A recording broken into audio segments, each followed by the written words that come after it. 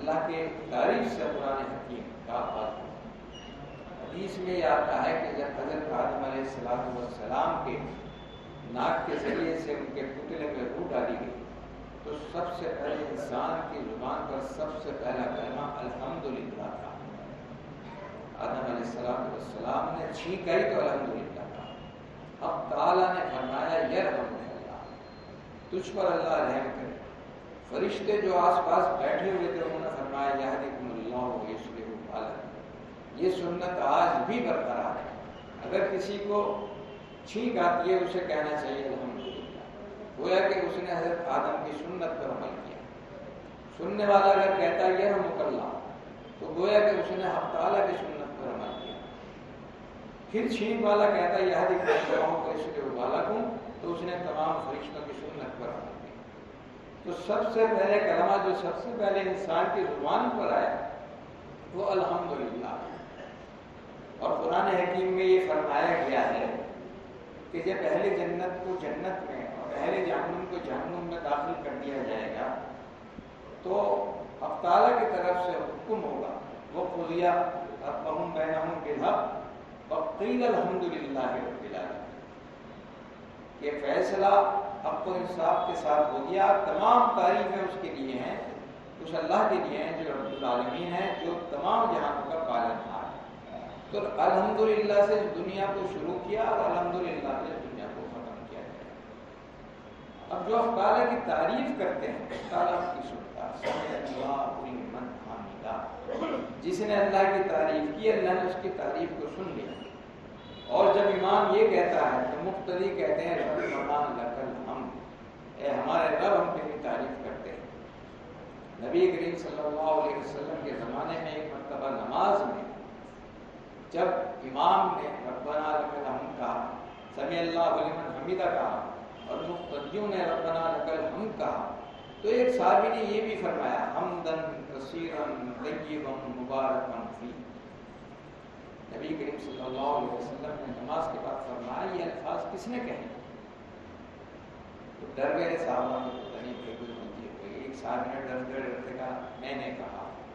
تو نبی کریم صلی اللہ علیہ وسلم نے فرمایا آسمان سے فرشتوں کے جھنڈ اترا تھا اور وہ اس بات پر لڑ رہے تھے کہ کلمات لے کر ہم اللہ کی بات کرتے ہیں۔ تو اس لیے کہنا یہ چاہیے ربنا لک الحمد حمدا کثیرا طیبا مبارکا فیہ۔ تو حق تعالیٰ کی جب ہم تعریف کرتے ہیں تو حق تعالیٰ ہماری سنتا ہے۔ دعا کے آداب میں سے یہ ادب ہے کہ حق تعالیٰ کی تعریف و ثنا سے دعا کرنی چاہیے۔ پہلے ہم اللہ کی تعریف بیان کریں، اس کے بعد اپنے گناہوں کی معافی مانگیں، اس کے بعد بیماروں کے لیے شفا کی دعا کریں، پھر جو اپنی ضروریات اور اپنی حاجتیں وہ حق تعالیٰ کے سامنے رکھیں۔ اگر اس طرح ہم دعائیں کریں گے تو حق تعالیٰ ہماری دعاؤں کو قبول فرمائے۔ تو ایک صفت یہ بیان کی نیک لوگوں کی کہ وہ حق تعالیٰ کی تعریف کرتے ہیں، اور پھر یہ بھی صفت بیان کی کہ والراکعون الساجدون، یہ فرمایا کہ وہ رکوع کرتے ہیں اور سجدے کرتے ہیں۔ یہ اب نماز کا ذکر اب آیا، عبادت میں نماز کا ذکر نہیں ہے۔ عبادت سے مراد ہے حق تعالیٰ کے احکام کی تعمیل، اور رکوع کرنا اور سجدے کرنا، اور بالخصوص رکوع کرنے والوں کے ساتھ رکوع کرنا، یہ جماعت کی اہمیت کو بتایا گیا۔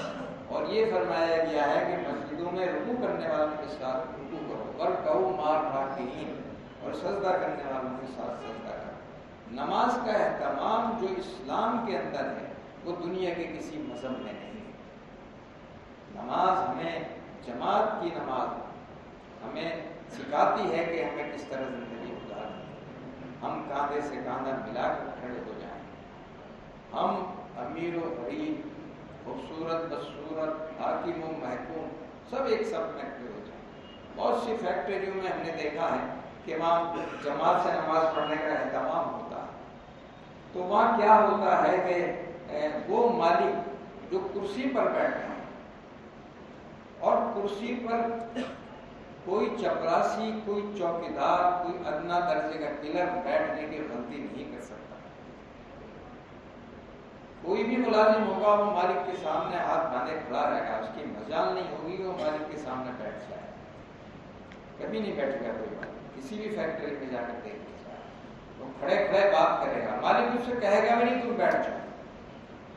لیکن جب نماز ہوتی ہے کوئی مالک 15 درجے کی چپراسی کے برابر کٹا ہو.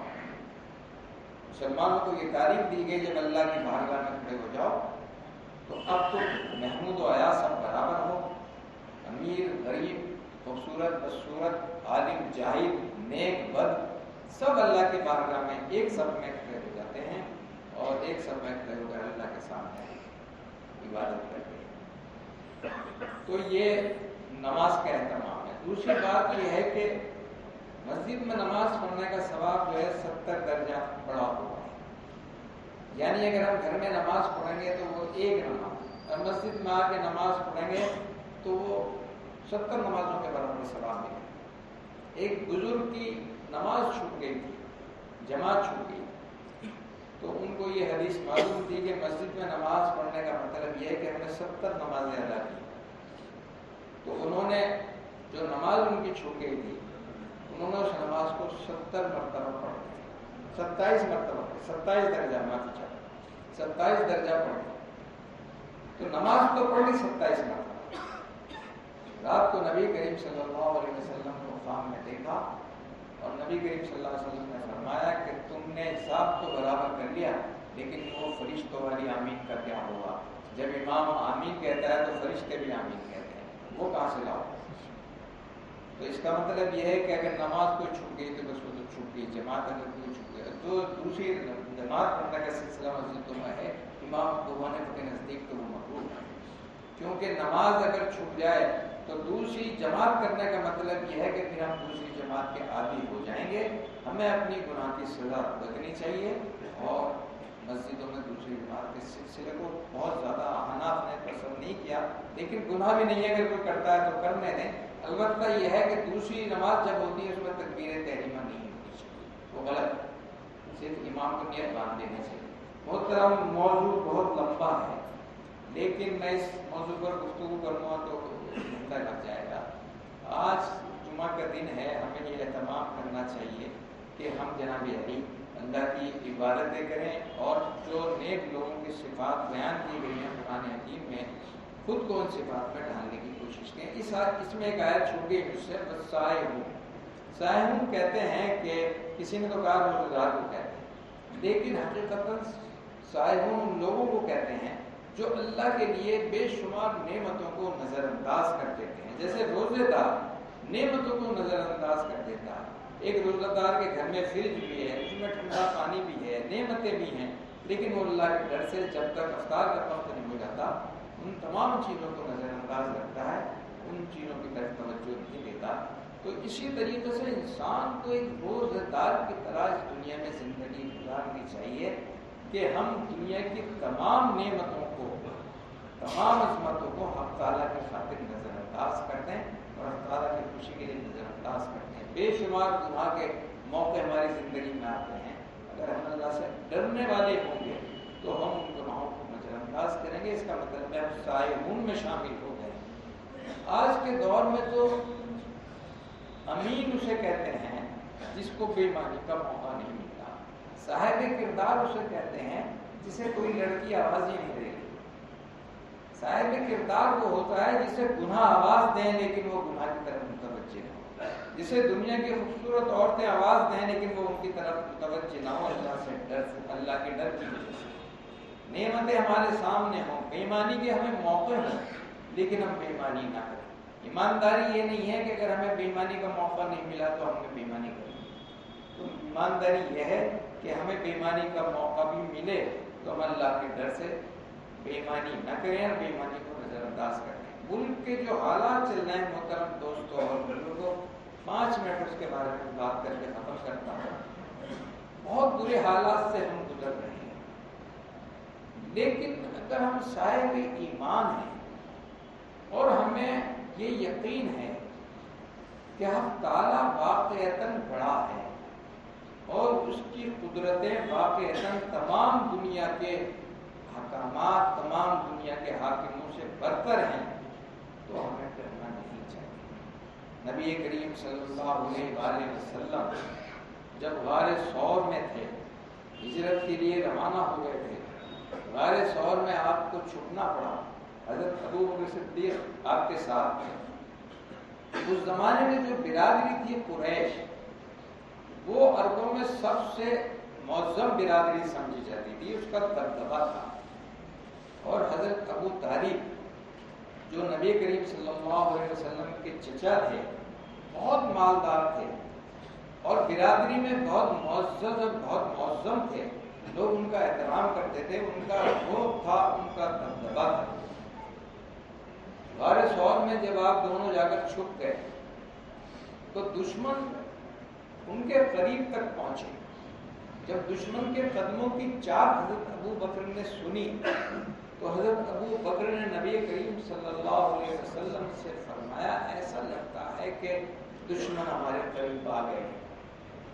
تو دیکھیں نبی کریم صلی اللہ علیہ وسلم نے یہ نہیں فرمایا کہ قریش ہمارے ساتھ ہیں ہمیں ڈرنا نہیں، ابو طالب ہمارے ساتھ ہیں ہمیں ڈرنا نہیں۔ آپ نے فرمایا لا تحزن ان اللہ معنا، مت ڈرو اللہ ہمارے ساتھ۔ آج ہندوستان کے مسلمانوں کو یوں سوچ کر نہیں کرنا چاہیے کہ کانگریس ہمارا ساتھ دے گی یا سیکولر پارٹی ہمارا ساتھ دے گی، ہمیں یہ کہنا چاہیے کہ اللہ ہمارے ساتھ ہے، اور جب اللہ ہمارے ساتھ ہے دنیا کی کوئی طاقت، دنیا کا کوئی ظالم ہمیں نقصان نہیں پہنچا سکتا۔ شرط یہ ہے کہ ہمیں یقین بھی ہو۔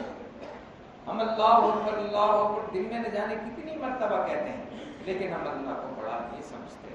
اگر ہم اللہ کو بڑا سمجھتے، نہ ہم پولیس والے سے ڈرتے، نہ ہم مودی سے ڈرتے، نہ ہم امت شاہ سے ڈرتے، نہ ہم کسی اور ظالم سے ڈرتے۔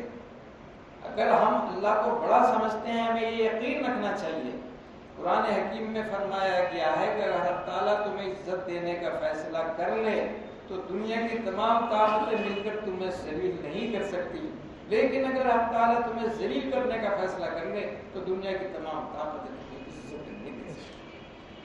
اگر آپ اللہ پر یقین رکھیں، اور مسلمانوں کو چاہیے کہ اللہ پر یقین رکھیں، اور اللہ سے اپنے رابطہ کو جو ٹوٹا ہوا ہے ان دنوں، معافی چاہتا ہوں میرا بھی ٹوٹا ہوا، جو ہمارا تعلق اللہ سے ٹوٹا ہوا ہے اس کو ہم جوڑ لیں، مضبوط کر لیں اور پھر یقین کر لیں۔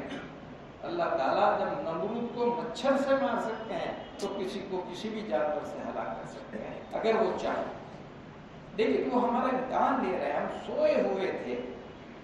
بھاجپا کا ہم شکریہ ادا کرتے ہیں کہ اس نے ہمارے قوم کو جگا دیا، اور ہم یقین رکھتے ہیں کہ بھاجپا اگر ہم پہ ظلم و ستم کرتی رہی تو ہماری سوئی ہوئی قوم جاگ جائے گی۔ لیکن میں آپ سے ایک گزارش کروں گا، جو بھی احتجاج کریں، احتجاج کرنا چاہیے، احتجاج نہ کرنا مردنی کی علامت۔ ظلم ہو تو احتجاج کرنا چاہیے، ظلم کرنا جتنا بڑا گناہ ہے، ظلم کو برداشت کرنا بھی اتنا ہی بڑا گناہ ہے۔ ظلم کے خلاف آواز اٹھانی چاہیے، لیکن سنجیدگی سے، ہائے اللہ سے، الڑ بازی سے احتجاج نہیں ہوتے۔ مسلمانوں کا یہ شیوا نہیں ہے۔ احتجاج کریں، گرفتاریاں دیں، سلیقے سے دیں، سنجیدگی سے دیں، الڑ بازی نہ کریں۔ اور ایک بات اور بھی غور و فکر میں شامل رکھیں کہ آپ کے دشمن، آپ کے منافقین آپ کے ساتھ آپ کی صفوں میں ہوں گے۔ ظالموں نے 50,000 ٹوپیاں، 50,000 کرتے بھی بانٹے ہیں کہ جب ان کا احتجاج ہو تو RSS کے لوگ اس میں ٹوپیاں کرتے پہن کر شامل ہو جائیں۔ جب وہ ہلڑ بازی کریں گے، نعرہ تکبیر کریں گے تو بدنام مسلمان ہوں گے۔ تو غور و فکر کریں کہ منافقین تو آپ کے ساتھ شامل نہیں ہو گئے۔ منافقین نے ہمیشہ نقصان پہنچایا سرکار دو عالم صلی اللہ علیہ وسلم کے زمانے میں بھی اور آج۔ ہمارے مودی جی کہتے ہیں کہ دہشت گرد کپڑوں سے پہچانا جاتا ہے، کپڑے خود بانٹتے ہیں، حالانکہ مسلمان دہشت گرد نہ کبھی تھا نہ کبھی ہوگا۔ الزام ہے یہ مسلمان دہشت گرد نہیں ہو سکتا، اگر وہ صاحب ایمان ہے تو دہشت گرد ہو ہی نہیں سکتا۔ لیکن ہمیں دہشت گرد ثابت کیا گیا کہ وہ یہ کہتے ہیں ہم کپڑوں سے پہچان لیتے ہیں۔ اگر کپڑوں سے پہچانتے ہیں تو کپڑوں سے تو ہمارے RSS کے لوگوں کو بھی پہچانتے ہیں۔ ہمارے پاس تو کپڑے نہیں ہے اور ہم کسی کو لے کر تقسیم نہیں کرتے۔ تم مسلمانوں کو ٹوپیاں تقسیم کرتے ہو، جب احتجاج ہوتا ہے تو ان کے لوگ ہمارے اندر شامل ہو جاتے ہیں اور الٹے سیدھے نعرے لگاتے ہیں۔ دیکھیے، اللہ کو حاضر ناظر جان کر سنجیدگی کے ساتھ احتجاج کیجیے، سنجیدگی کے ساتھ چلیے۔ آج دنیا کو اب یقین کر لیں، ہمارا کیریکٹر چاہیے۔ دنیا مسلمانوں کا کیریکٹر مسلمانوں سے مانگ رہی ہے۔ دنیا کو ہماری نماز پڑھنے سے کوئی فائدہ نہیں، لیکن دنیا کو ہمارے کردار سے، ہمارے کیریکٹر سے فائدہ ہے۔ اور آپ یقین کر لیں، میں اللہ کی قسم کھا کر اس مجمع میں کہتا ہوں، اگر مسلمان سدھر جائے ساری دنیا سدھر جائے۔ ہم بگڑ گئے تو ساری دنیا بگڑ گئی، اور اللہ ہمیں جگانا چاہ رہا ہے، اس کا احسان ہے کہ وہ ہمیں جگا رہا ہے۔ اور 10-20 ہزار مسلمان مر بھی جائیں تو کیا وہ تو شہید ہو جائیں گے، لیکن میں آپ کو بتاتا ہوں ہندوستان کا نظام سدھر جائے گا، اور اللہ تعالیٰ ان ظالموں کو ان کی آخری انجام تک پہنچا دے گا۔ اللہ تعالیٰ ہم سب کو نیک بننے کی توفیق عطا فرمائے، اور اللہ تعالیٰ ہم سب کو سچ مچ کا مسلمان بننے کی، صاحب کردار بننے کی، صاحب کیریکٹر بننے کی توفیق عطا فرمائے۔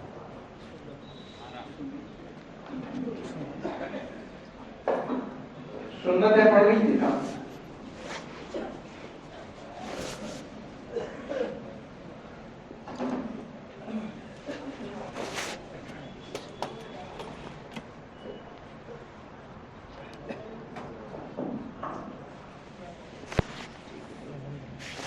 بڑی